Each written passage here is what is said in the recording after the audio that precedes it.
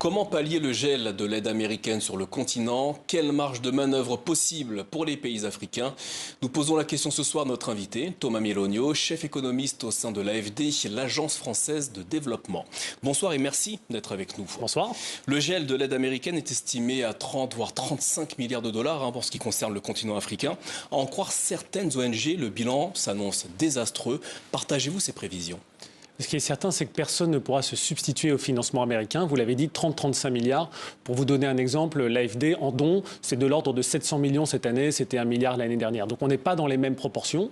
L'Union européenne est le premier bailleur mondial. On est même parfois sur des sommes supérieures aux États-Unis, mais il n'y aura pas de budget additionnel pour se substituer à l'aide américaine. Donc c'est vrai qu'il y a des conséquences très concrètes comme celles qu'on vient de voir dans ce reportage. C'est vrai aussi dans la problématique de la maîtrise des épidémies. L'aide américaine était très présente dans le domaine de la santé. Des épidémies comme Mpox ou Ebola dans des périodes récentes, par exemple, ont pu être aussi limitées grâce à l'aide américaine. Donc ça, ce sont des conséquences concrètes qu'on va devoir affronter.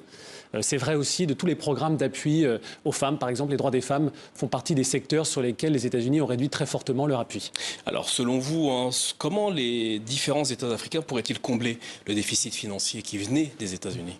Alors c'est vrai que l'Afrique va devoir encore plus prendre en main son développement. Je veux dire, de toute façon, l'Afrique se finance principalement par elle-même. C'est par ses impôts, par la collecte de l'épargne qu'elle peut financer l'essentiel de son investissement. Je pense qu'il faudra qu'encore davantage, elle puisse à la fois développer son imposition, il faut des impôts justes et efficaces, et puis mobiliser l'épargne à travers son système financier. Peut-être qu'on va en parler. Alors justement, vous avez parlé de l'épargne. Comment est-ce que les pays africains devraient-ils mobiliser l'épargne des Africains pour pallier ce gel américain? Alors, les financements des États et de la sphère publique peuvent venir essentiellement de deux sources. Il peut y avoir des impôts. Et c'est intéressant, d'ailleurs, à l'AFD, on a un fonds d'innovation qui accompagne des gouvernements africains qui veulent avoir des impôts plus justes, ce qui est des conditions pour lever plus d'argent. On a des programmes intéressants en RDC et au Sénégal. Donc ça, c'est pour la partie impôts. Ensuite, les banques elles-mêmes peuvent utiliser l'épargne, les dépôts des épargnants, pour financer l'investissement. Ce qu'on constate, on a fait une base de données des banques de développement, c'est qu'il y a beaucoup de banques, notamment publiques, en Afrique, qui sont des solutions pour collecter l'épargne et après l'orienter vers des projets d'investissement et soutenir la croissance, ou dans un pays comme l'Afrique du Sud, par exemple, qui peuvent investir dans des capacités nationales de production de vaccins. Notre filiale secteur privé, Proparco, par exemple, investit pour qu'il y ait des productions en Afrique de vaccins pour les Africains, mais avec évidemment des acteurs nationaux qui peuvent participer au financement. Alors voilà pour cette solution. Autre solution, celle qui consiste à augmenter le budget des États. Le Nigeria l'a fait récemment avec l'augmentation de 200 millions de dollars supplémentaires dans le budget annuel. Est-ce que les pays africains doivent suivre cette voie? Je pense que c'est un moment de vérité où il faut que les États africains disent aussi s'ils sont prêts à mettre sur la table les moyens pour compenser ce qui était vraiment prioritaire à leur sens. Donc il va y avoir un tri. Les ONG disent parfois un tri sordide entre les causes prioritaires et d'autres qui étaient bonnes mais peut-être pas vitales aujourd'hui. Je pense que les pays africains vont devoir aussi choisir les causes essentielles et peut-être mettre de l'argent pour compenser ce qui peut l'être. Alors cette crise pourrait-elle représenter une opportunité pour repenser les modèles de financement, notamment sur le continent africain?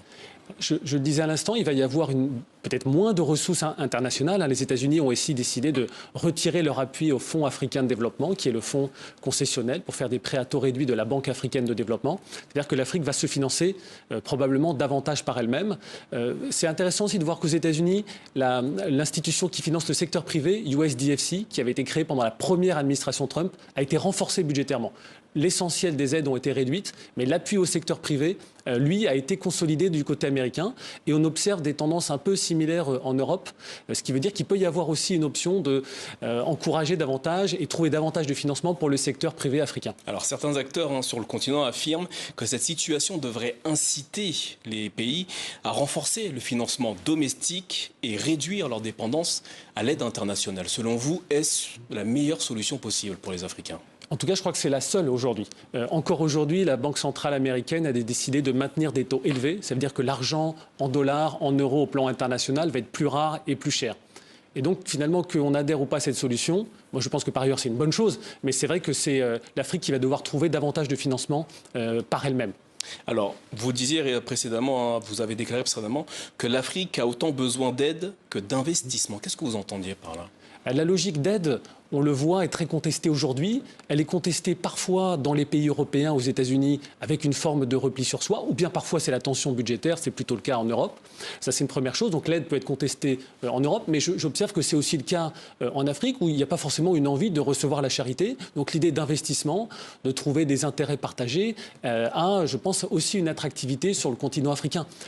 L'investissement, peut-être, ça ne s'applique pas sur des causes humanitaires, de santé, d'éducation, d'aide d'urgence. En revanche, en matière de développement économique, là, on est vraiment, je pense, sur la recherche d'investissement plutôt que d'aide, avec, vous savez, ce fameux proverbe « la main qui donne est au-dessus de la main qui reçoit ». Je pense qu'il n'y a pas forcément beaucoup de gouvernements qui ont envie d'être dans une situation d'infériorité. Donc parfois, il y a des crises humanitaires, bien sûr, là, il faut faire preuve de solidarité. Mais en revanche, pour le développement économique, c'est plutôt la logique d'investissement qui, je crois, doit s'imposer.